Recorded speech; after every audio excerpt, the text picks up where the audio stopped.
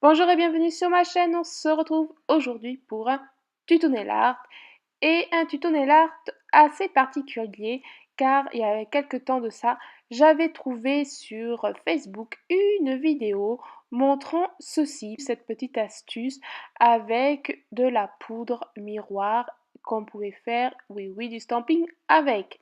Moi, ça m'intriguait, je me l'ai gardé de côté car j'avais bien envie de tester cette petite astuce. J'avais partagé le truc sur ma page et beaucoup étaient ravis que je teste ceci. Je l'ai testé sur un nuancier avec mon tampon fétiche et aïe aïe aïe, la poudre est restée dessus. Donc, c'est pas tip top. Bref, j'ai pris mes tampons que je m'en fiche un peu plus. Et voici les vernis que j'ai utilisés sur mes mains. On y va pour la base. Et c'est parti.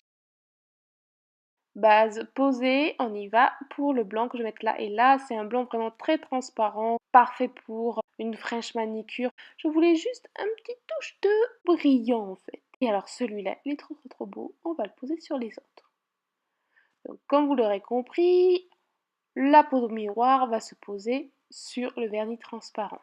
Première couche posée, on va enchaîner avec la deuxième couche. J'adore cette couleur. Deuxième couche posée, on y va. Donc il suffit de prendre la poudre miroir, de l'étaler sur son tampon. Jusque là, rien de compliqué. On étale assez grand pour pouvoir avoir. Alors là, génial. Le problème, c'est qu'on a la poudre qui tombe sur son vernis. Alors s'il n'est pas très sec, c'est pas top, mais bon. Et on y va, on fait le stamping. On tamponne, impeccable, vous voyez le motif est sur le tampon, on applique, et là, mais ça fonctionne, ça fonctionne. Et là, je vous montre ce que ça fait sur mon joli tampon. Bon, je vous rassure, hein, je l'ai scotché, il est bien revenu, mais bon. Je vous déconseille de l'utiliser sur un joli tampon comme ça. Donc je vous remonte, hop, et on stampe. Donc faire le motif miroir assez grand pour que votre motif soit bien, qu'il y en ait assez. Donc là on dirait que ça n'a pas marché, mais si ça a vraiment marché, c'est vraiment bizarre. Et du coup je vais utiliser celui-là qui est vachement plus pratique avec la loupe quand même. Et comme quoi avec tous les tampons ça fonctionne, même ceux que je me sers pas beaucoup parce que j'aime moins, ça fonctionne très bien. Donc l'astuce de Facebook est bien géniale, bon, prévoir les vilains tampons, c'est mieux. Et puis du coup, j'ai pris un vernis Express Stamping doré et je vais prendre mes roses une à une que je vais disposer par-ci par-là. Et je continue. Donc vous voyez, rien de compliqué, l'astuce est vraiment très bien.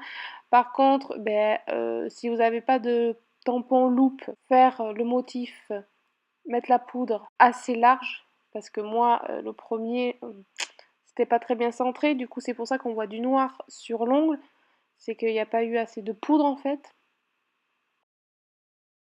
Et puis là, je récupère mon vernis, puis je vais faire des petits points par-ci par-là entre les roses pour rappeler le vernis bleu foncé. Et puis on va mettre top coat spécial stamping hein, pour pas faire baver le tout. Et puis voilà, la déco est terminée. Ma reproduction de ce test est très positive. Vous voyez, même sur le top coat, il n'y en a pas de poudre qui s'y mette. Et puis voilà, je suis ravie. J'ai vraiment fait le même motif, à peu près les roses comme sur la vidéo. Voilà, j'espère que ma petite vidéo test vous aura plu. Je vous fais de gros bisous et je vous dis à très bientôt pour une prochaine vidéo. Bye!